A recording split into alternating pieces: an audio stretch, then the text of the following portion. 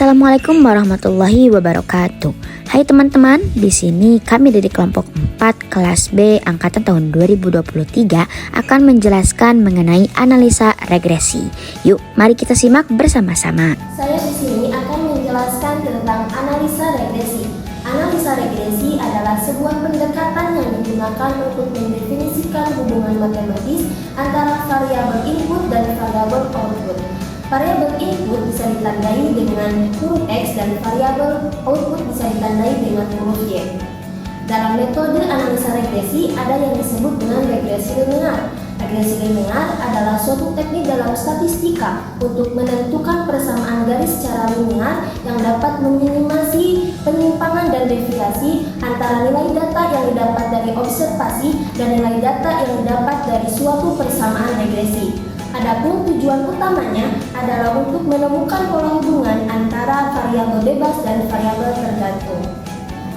Baik, kalian tadi sudah mengenal pengertian dari regresi. Selanjutnya kita akan melangkah kepada contoh soal dan pembahasan. Namun sebelum lebih lanjut, di sini saya mempunyai data. Data ini sudah saya kelompokkan ke dalam aplikasi Excel. Nah, data ini merupakan database UMK, pembiayaan UMKM dari Bank Indonesia. Di sini terdapat makanan, pakaian, sembako, mainan, buah, dan sayur. Ini merupakan UMKM yang dibiayai oleh Bank Indonesia. Nah, namun sebelum kita melangkah ke pembahasan SPSS, kita terlebih dahulu kembali ke file.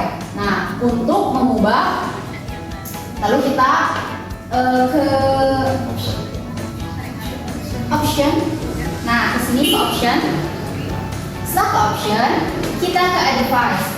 Nah, tadi sudah saya jelaskan. Sebelum kita melangkah lebih lanjut ke SPSS, kita harus mengubah dulu di sini ya, use system separator, yaitu titik menjadi koma, koma menjadi titik ya. Nah, oke. Nah, setelah semuanya sudah diatur, lalu kita ke aplikasi SPSS untuk mengerjakan regresi. Nah, berikut adalah data mentah yang tadi sudah disampaikan oleh teman saya. Nah, setelah sudah ada data mentahnya, kita masuk ke aplikasi SPSS untuk menginput data-data berikut yang di sini. Boleh dibuka untuk data untuk aplikasi SPSS-nya. Nah,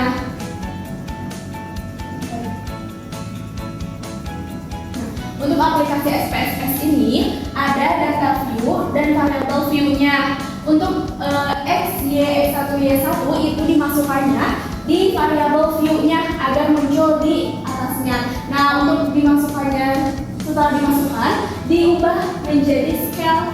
Bisa kok diubah, coba diklik. Nah, terus ubah di scale-nya. Setelah itu, setelah dimasukkan data-datanya, kita ke data view untuk memasukkan angka-angka. Angka-angka ini ada di Excel yang tadi di data mentahnya ya. Setelah itu, setelah semuanya diinputkan di SPSS, lanjut ke analisis. Coba. Nah, karena kita regresi, maka di regression, terus linear. Nah, ubah dulu di statistiknya. Statistik, kita centang semuanya dan enggak itu dan berlebihnya.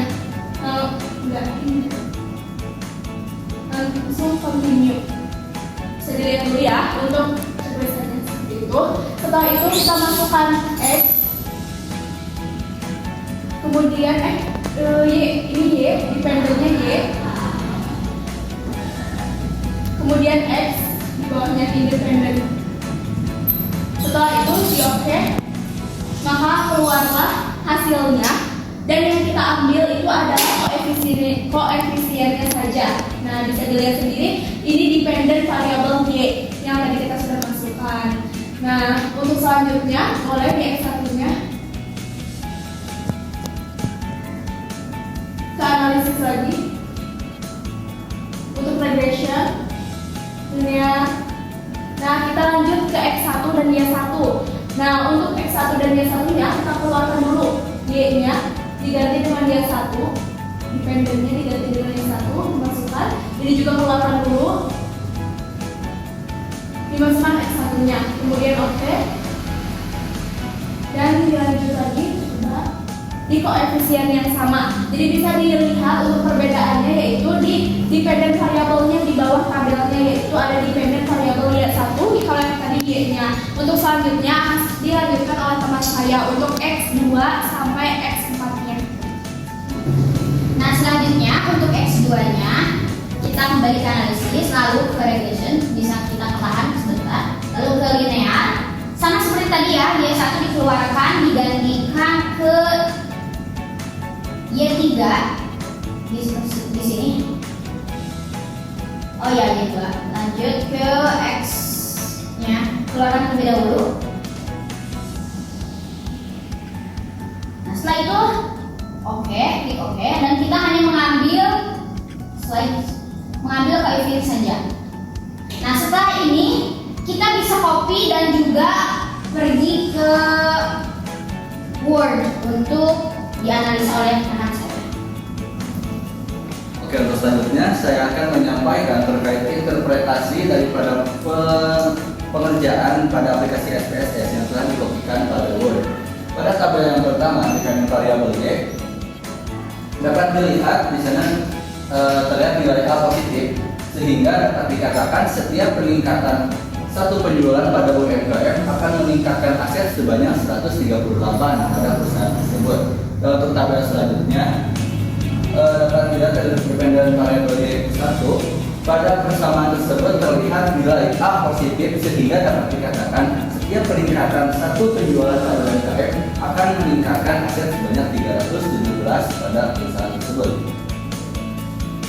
Untuk selanjutnya pada dependent variable Y2, pada persamaan tersebut terlihat nilai A negatif, sehingga dapat dikatakan setiap penurunan satu penjualan pada UMKM akan menurunkan aset sebanyak minus 0,21 pada perusahaan tersebut. Untuk selanjutnya pada dependent variable Y3, pada persamaan tersebut terlihat nilai A positif, sehingga dapat dikatakan setiap peningkatan satu penjualan pada UMKM akan meningkatkan aset sebanyak 527 pada perusahaan tersebut. Selanjutnya yang terakhir ada di dependent variable Y4, dapat dilihat nilai A positif, sehingga dapat dikatakan setiap peningkatan satu penjualan pada UMKM tersebut akan meningkatkan aset sebanyak 2032 pada perusahaan tersebut. Sekian yang saya katakan. Nah, apakah kalian sudah paham dari penjelasan yang kita sampaikan?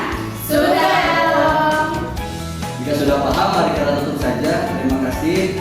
Assalamualaikum warahmatullahi wabarakatuh. Yeay.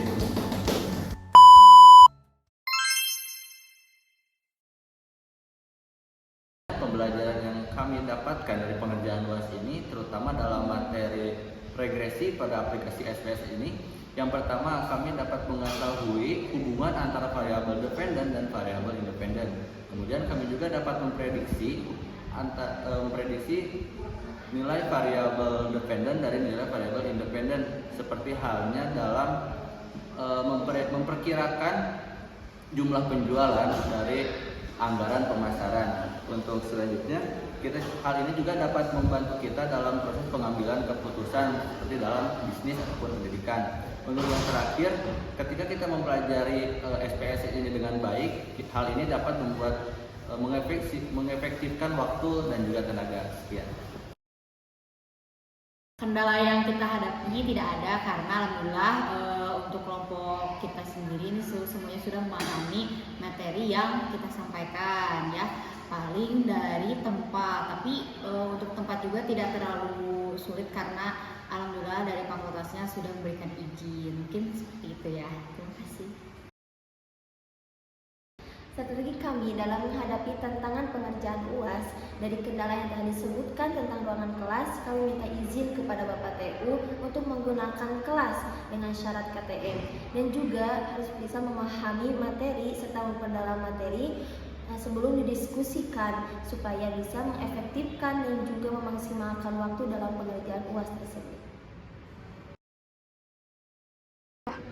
Saran dari kelompok kami untuk pembelajaran statistika bagi mahasiswa adalah ketika kita online, kita harus memperhatikannya dengan benar-benar meskipun banyak kendala seperti sinyalnya kurang bagus, wifi-nya yang buruk dan sebagainya, tapi kita benar-benar harus memperhatikan.